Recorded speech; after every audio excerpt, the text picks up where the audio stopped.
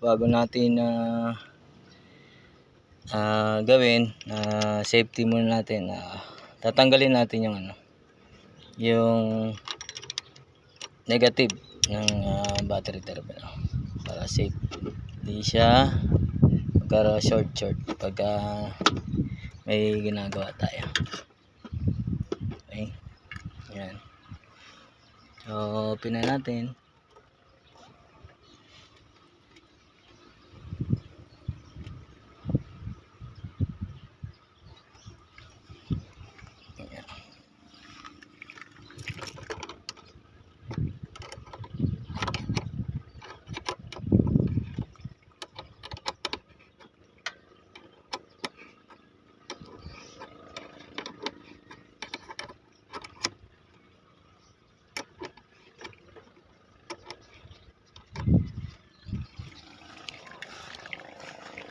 Natin yung ating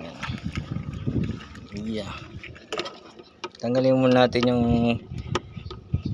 air filter.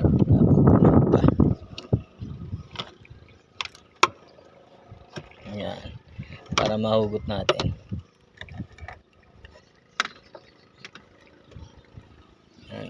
Ayan, continue natin pag nabuklasan. Hirap pagka solo lang.